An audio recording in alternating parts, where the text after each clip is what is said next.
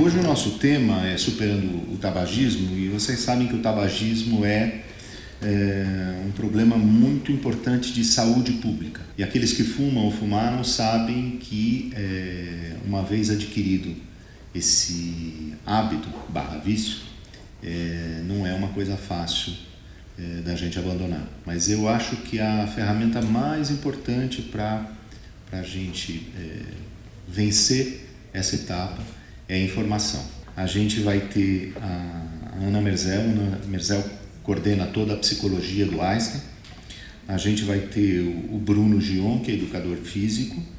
A gente vai ter uma referência em oncologia pulmonar, urológica e em várias áreas que o uso do tabaco aumenta o risco de câncer, que é o Dr. Andrei Soares, e também a professora Sônia Sendon, né? Então, para a gente começar, eu vou convidar a Sônia para fazer a primeira parte da palestra.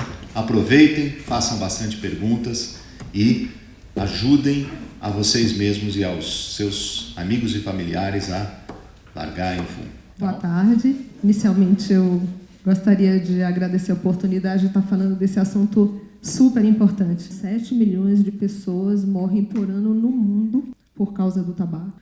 E mais de 19 mil pessoas morrem por dia por influência do cigarro. O cigarro tem mais do que 60 substâncias cancerígenas. Então, o tabagismo é um fator importante de risco de doenças respiratórias. Além do mais, o tabagismo é responsável por fator de risco para as doenças cardiovasculares.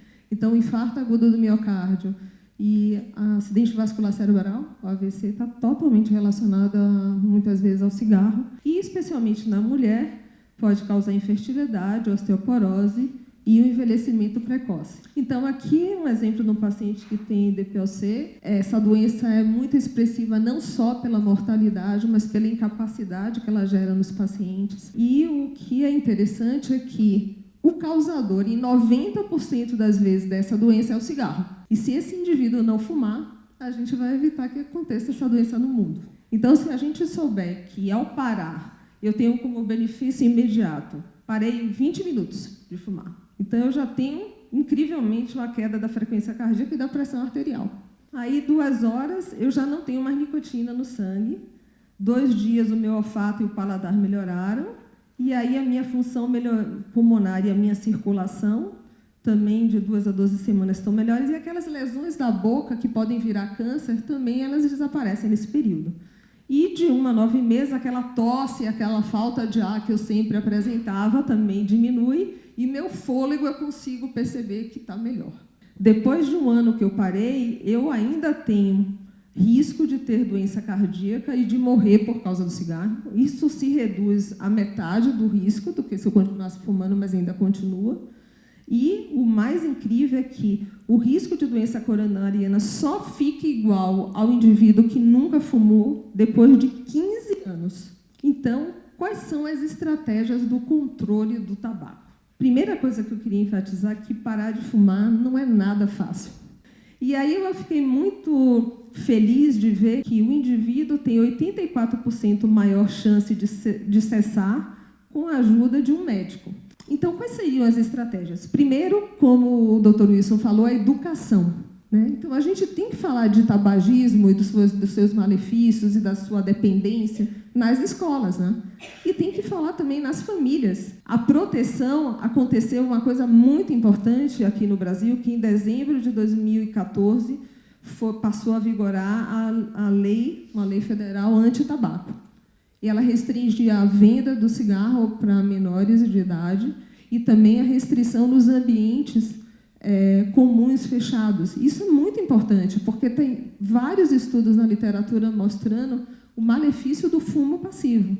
Então, o indivíduo que está no mesmo ambiente de um fumante, ele também pode desenvolver câncer, também pode ter enfisema, pode piorar sua asma, ele também pode ficar doente. Então, quando eu faço a consulta, a gente tem que conversar um pouco para entender por que o indivíduo fuma.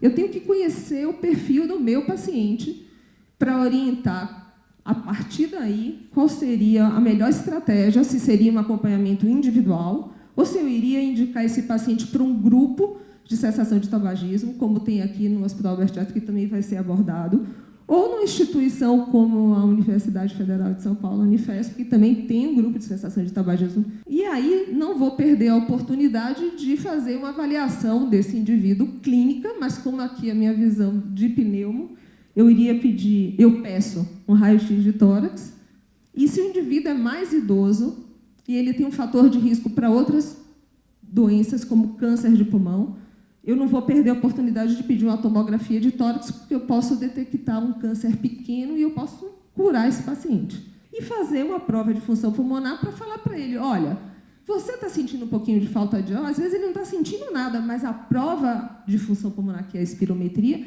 já vai me mostrar se tem inflamação no brônquio, se esse indivíduo já tem um padrão obstrutivo, se ele já tem enfisema pulmonar. E aí, identificar duas coisas muito importantes. Primeiro, que situação que esse paciente está em relação à cessação do tabagismo. Então, eu quero saber se ele está na pré-contemplação, quer dizer, o indivíduo não está pronto. Ele veio com a esposa para a consulta e aí a esposa falou, ele fuma, doutora. E aí o paciente está lá, não está nem pensando em parar de fumar. Então, não adianta eu fazer nada aqui, adianta eu educar. Mas ele já pode estar na fase da contemplação, então ele está considerando parar. E aí, ele pode estar na fase de preparação. Então, assim, eu vim porque eu vou parar de fumar, eu estou pronto. Mas ele quer que eu ajude, que eu intervenha com alguma atitude, ou um grupo de cessação de tabagismo, ou atividade física, para ele parar. E depois que é a ação concreta, ele optou, a gente decidiu, a gente definiu, então ele já tem atitude, e depois a gente vai ter o cuidado de manter essa atitude. E aqui a gente lança a mão de um teste de dependência da nicotina para eu saber em que situação esse meu paciente está. A primeira pergunta, quanto tempo após acordar você fuma o seu primeiro cigarro? Se ele fuma, ele acordou e dentro de 5 minutos ele precisa fumar, ele tem um grau de dependência alto. Tem vários estudos dizendo que se ele tem essa resposta positiva, só essa, a chance dele ter doença pulmonar obstrutiva ou câncer ou morrer é maior do que se ele consegue ficar 60 minutos depois que ele acordou sem fumar. A outra coisa interessante é quantos cigarros você fuma por dia. Se você fuma menos do que 10 cigarros, ok, você está melhor do que aquele que fuma mais do que 31 cigarros. Parece óbvio, mas não é. Porque, na verdade, é cumulativo. Então, o ideal, a estratégia é marcar o dia D, que pode ser o dia comemorativo do seu aniversário, o aniversário do seu filho, o dia da independência, qualquer coisa, mas se comprometer que aquele dia você parou de fumar. Então, a depender do grau de dependência da nicotina que a gente viu naquele questionário, eu vou lançar mão de repositores de nicotina, então a gente tem os adesivos, tem a goma de mascar, para o paciente não ter abstinência da droga. A outra coisa que eu posso dar são 2 remédios, um deles que é a bupropiona, que é um ansiolítico e um antidepressivo, que faz com que o indivíduo, sobretudo aquele que tem muita preocupação de ganhar peso, possa lançar mão. E a outra medicação que é mais nova, que é a vareniclina, que age de outra forma, ela inibe os receptores de prazer de nicotina do sistema nervoso central, e o indivíduo vai ficando desinteressado por fumar. Nenhuma delas é 100%. O ideal é a gente trabalhar num time que tenha psicólogo, que tenha professor de educação física, que não precise do oncologista ainda, mas se precisar a gente tenha, para a gente evitar e a gente dar um conforto, porque, como a gente já comentou nessa aula, não é fácil parar, mas a gente tem alternativas, recursos para ser menos sofrido, né, esse processo de cessação.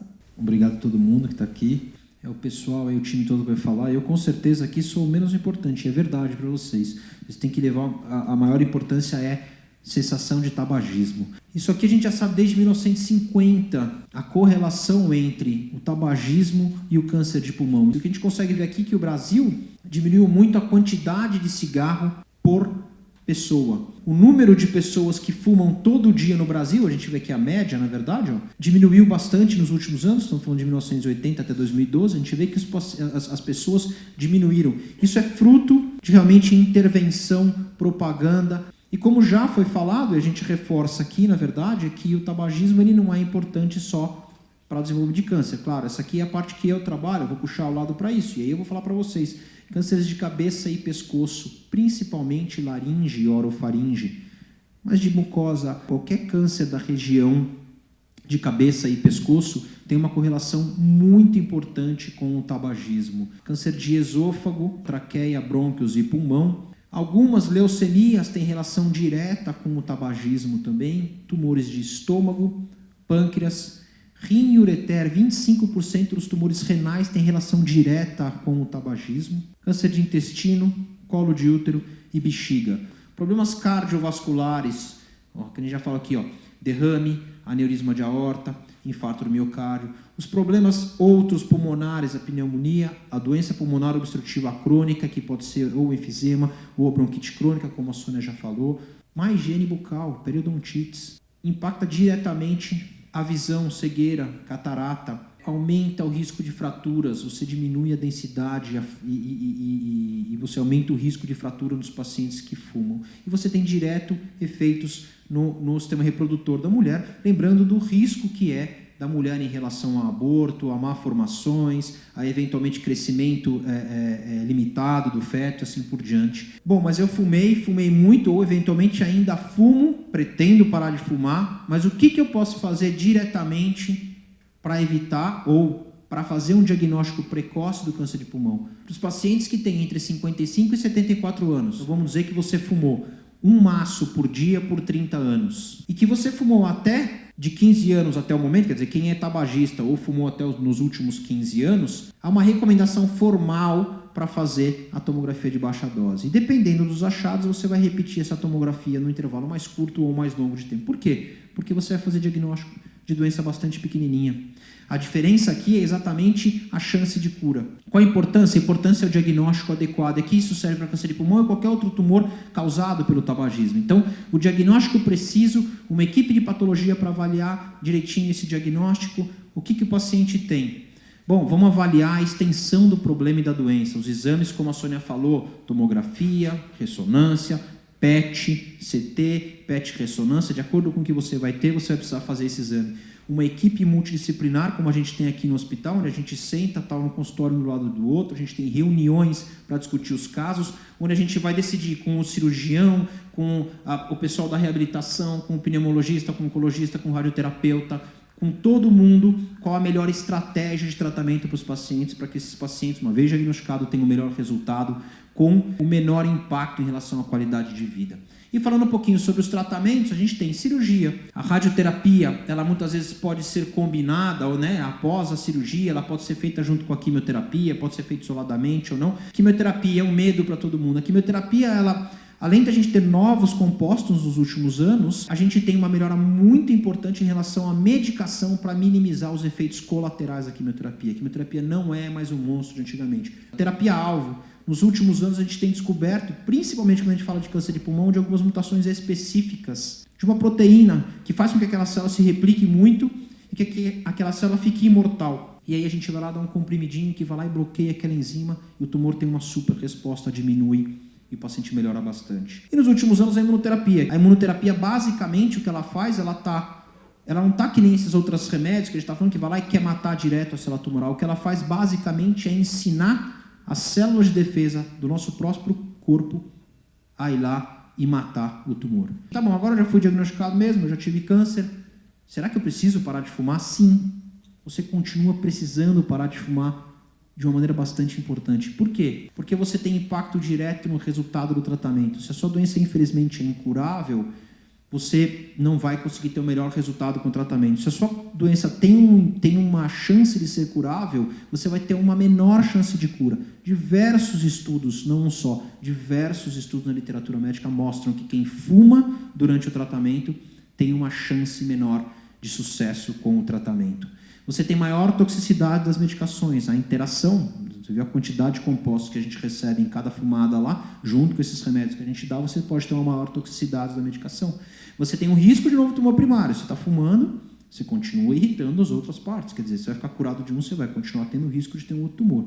E você vai ter um impacto negativo na qualidade de vida, porque você vai ter menor chance de cura, você vai ter maior toxicidade, você pode ter um novo tumor e você vai ter todos os efeitos ruins do cigarro. Conclusão, o mais importante, parar de fumar, sempre, em qualquer momento. Promoção de saúde, medidas de hábito de vida saudáveis também, caminhar, atividade física, se alimentar bem. Isso aqui é o mais importante, isso é o mais barato e isso é o que tem impacto direto em relação a desenvolver ou não câncer. Todo o resto a gente corre atrás. Uma vez que, sei lá, já fiz a besteira na vida, estou tentando parar de fumar ou não, o que eu posso fazer? Para câncer de pulmão, tomografia de baixa dose, para descobrir o tumor precocemente. Já falei para vocês, vocês devem, quem fuma ou não, conversar com o seu médico. Os tratamentos, tá? Então o ideal é a gente sempre buscar o que a gente tem de melhor, de mais importante de tratamento. E para os pacientes, se não são poucos, a gente sabe que hoje 2/3 dos tumores, como uma maneira geral, a gente está falando, os pacientes são curáveis. Então a gente precisa hoje nos preocupar bastante com os pacientes, são os vencedores do câncer. Quer dizer, o que eu vou fazer em termos do que aconteceu já com esse paciente no passado, quanto ele fumou, quanto ele machucou o corpo dele, o quanto eventualmente o tratamento pode ter causado algum problema, algum efeito colateral para esse paciente, e como que a gente vai lidar para que ele tenha uma qualidade de vida durante a recuperação dele e durante todo o resto dos anos que ele vai vencer. E lembrar que sempre a gente vai estar do seu lado, não deixe de conversar e irem aos médicos, tá? E a gente aqui do hospital com certeza está sempre aí de braços abertos e tirando ou dúvidas ou essas ações ou nos consultórios esperando aí para ajudar quem precisar. Eu vou falar então da experiência que a gente teve com um programa de teletabagismo.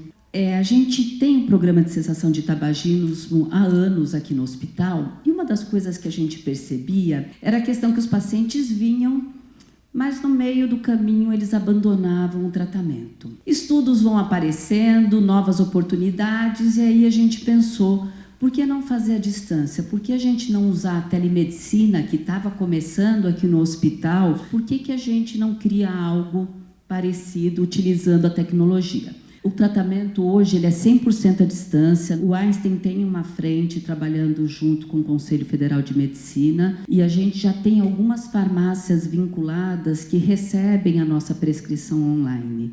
Então, isso também facilitou a possibilidade da gente ter o atendimento à distância. Então, como que ficou? O programa é o mesmo, a primeira semana ele tem avaliação psicológica e psiquiátrica, ele segue entre sexta e sétima semana, ele faz a avaliação psiquiátrica e termina na 12ª semana. O atendimento, a avaliação psicológica, né, o psicólogo vai colher dados do histórico e dados sobre o tabagismo, vai fazer orientação de como funciona o programa, uma balança decisória se está na hora de parar de fumar ou não. Muitas vezes a gente recebe pacientes que estão passando por momentos complicadíssimos de vida e decidem parar nesse momento.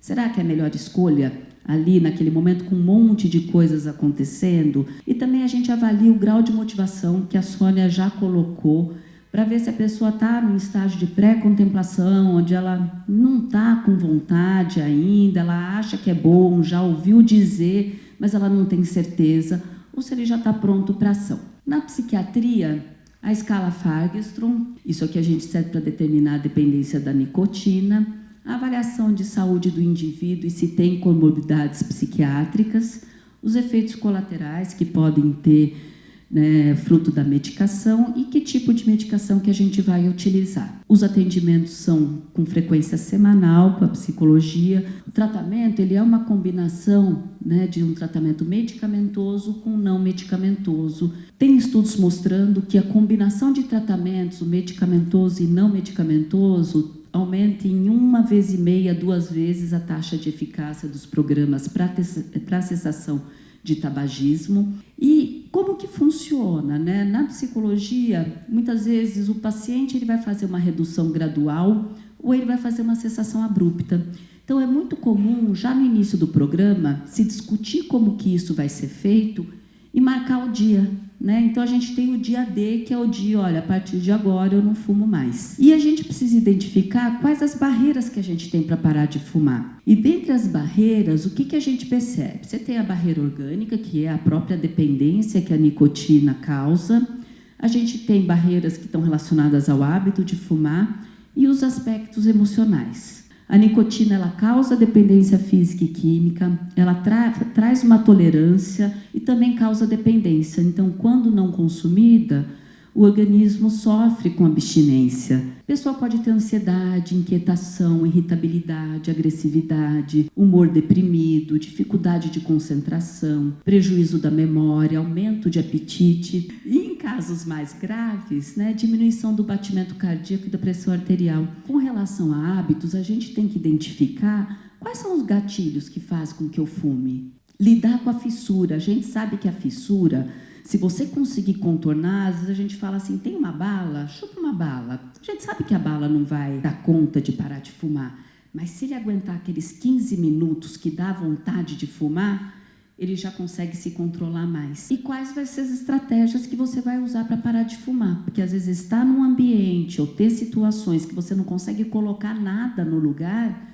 a vontade vai vir e você vai ficar de mãos abanando e vai pegar o que você já conhece, o que é familiar, que é o cigarro. Então, normalmente, quando você fala, mas por que você voltou a fumar? Eu estava ansioso, eu estava triste, eu estava deprimindo, trabalhei muito, eu estava merecendo, É uma válvula de escape, e aí tem a recaída. Desde setembro de 2016 até o momento, a gente atendeu 41 pacientes. Desses 41, 31 terminaram o programa, que dá 75%, e desses 75%, 80% parou de fumar. A gente acabou de finalizar um projeto financiado pelo Amigo H para a gente provar a eficácia de um tratamento à distância e a efetividade na cessação de tabagismo. A gente atendeu 60 pacientes, 49 terminaram o programa, 85% parou de fumar, que é uma taxa também bastante alta. E aí a gente vê, quais foram as causas para a desistência do programa. O abandono nas 2 primeiras semanas de tratamento, e isso tem a ver com a pessoa não estar tão motivada, ela está lá na pré-contemplação, ela acha que é bom, mas veja bem, não sei se eu quero.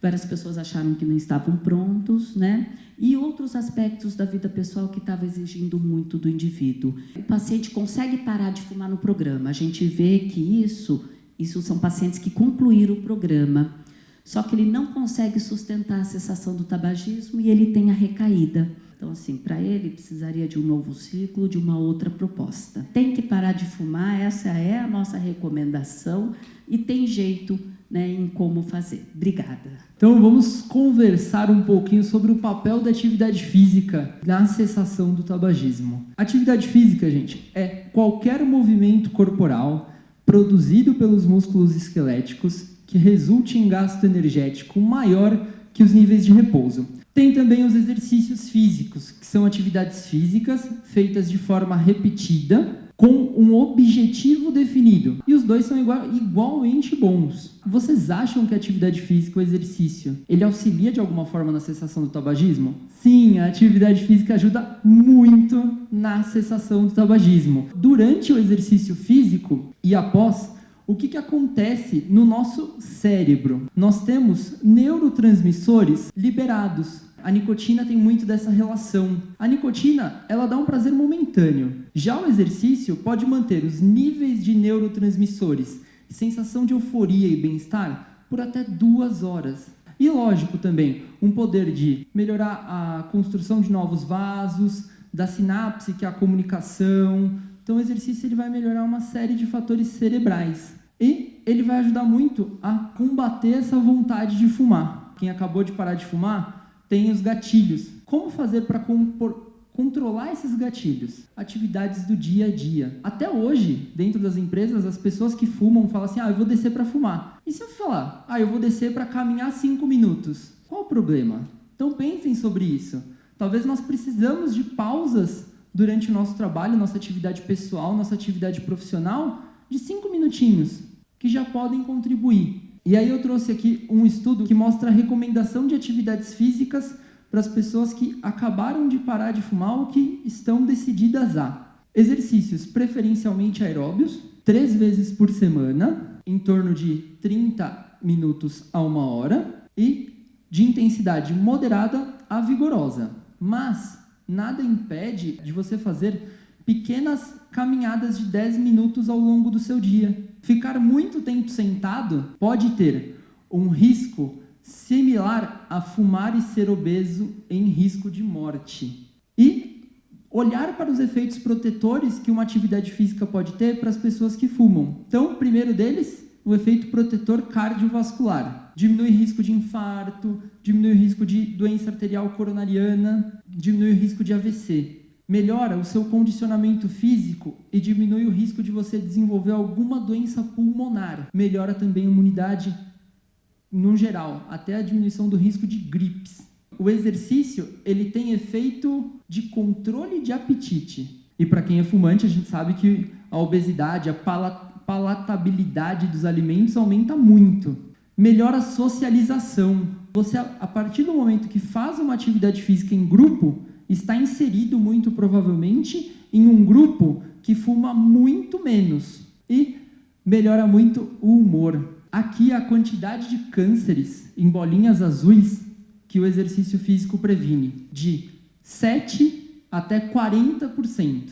E eu sei que mesmo depois da gente pensar em pequenas mudanças, todos vocês já provavelmente pensaram em milhares de barreiras. Mas vamos pensar pequeno, vamos pensar no nosso dia a dia, quanto tempo a gente fica sentado por dia. Uma forma muito simples de você incluir o exercício físico no seu dia a dia é você prestar atenção nos benefícios imediatos. Presta atenção no que acontece com o seu corpo na hora que você faz. Isso é muito importante. E acho que essa é a mensagem. Estamos aí para conversar. Muito obrigado. Se alguém tiver alguma dúvida, pode perguntar agora ou procurar depois. Muito obrigado, pessoal.